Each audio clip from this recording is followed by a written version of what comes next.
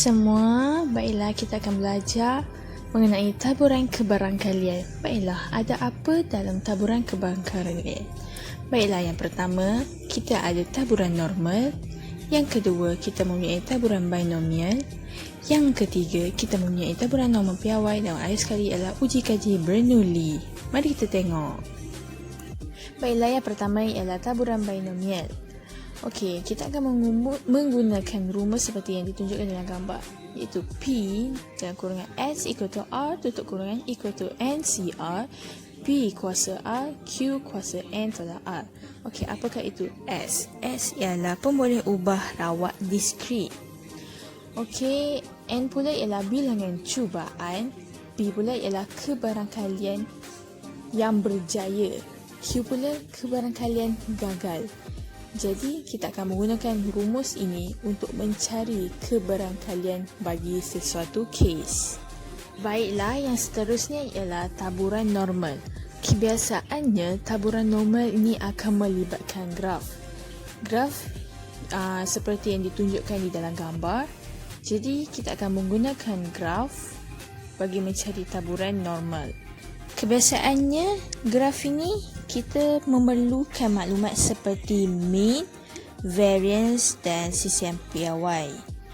Jadi, melalui graf kita boleh mencari maklumat tersebut. Selepas semua maklumat kita telah senaraikan, kita perlu tentukan soalan tu dia nak apa. So, kita akan menggunakan sama ada rumus di gambar sebelah kanan ataupun mengikut situasi soalan. Jadi, kesemua taburan untuk mencari kebarangkalian taburan normal dan taburan binomial tidaklah susah. Kita hanya perlu memahami konsep sebenar dan hanya mengetahui bagaimana untuk menggunakan rumus yang telah diberikan. Jadi, dengan adanya maklumat-maklumat ini, kita dapat mencari kebarangkalian. Ini merupakan contoh eksperimen yang menghasilkan dua kesudahan, iaitu kejayaan dan kegagalan. Ini dinamakan sebagai percubaan Bernoulli. Soalan ini ialah contoh soalan bagi taburan binomial. Soalan ini kita perlu menggunakan rumus yang telah saya tunjukkan sebelum ini, iaitu P dalam kurungan X equal to R tutup kurungan equal to NCR, P kuasa R, Q kuasa N tolak R. Jadi dalam kes ini kita perlu mencari maklumat N, P dan Q terlebih dahulu supaya kita dapat mengira kebarangkalian bagi kes ini. Ini merupakan contoh soalan yang melibatkan graf. Jadi ini soalan untuk plot graf taburan binomial. Contoh soalan akan diberi seperti inilah. Jadi, kita perlu mencari dahulu maklumat daripada soalan untuk kita kira. Dan apabila kita sudah kira, kita perlu membuat satu graf. Saya akan tunjukkan. Mari kita lihat. Jadi inilah contoh jawapan bagi soalan tadi. Korang kena buat satu-satu dulu tau, supaya plot graf korang tu betul. Jadi inilah caranya. So graf dia hanya garis lurus saja pada graf ini. Garis lurus menegak.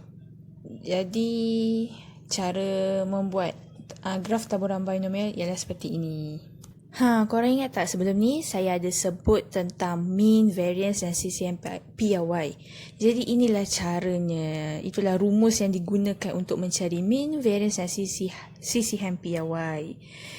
Ini juga digunakan untuk taburan binomial tau. So inilah rumus yang digunakan. Ini contoh soalannya. Okey, untuk kita cari mean, variance dan CCM piawai, kita perlukan N, P dan Q. N tu apa? Jumlah cubaan ataupun bilangan lah. P tu kita punya kebarangkalian kejayaan lah. Q tu kegagalan.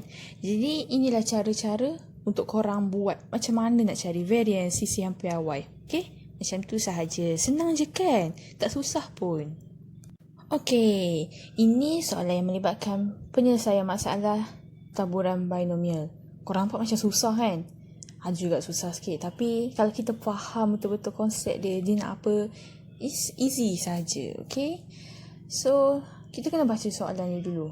Tapi yang paling penting kita kena tahu P dia berapa, Q dia berapa. So dia akan memudahkan kita untuk mencari kebarangkalian dia. Okay, ini contoh soalan dia tau. So korang kena selalu praktis macam mana cara nak mendapatkan dia punya kebarangkalian. Okay.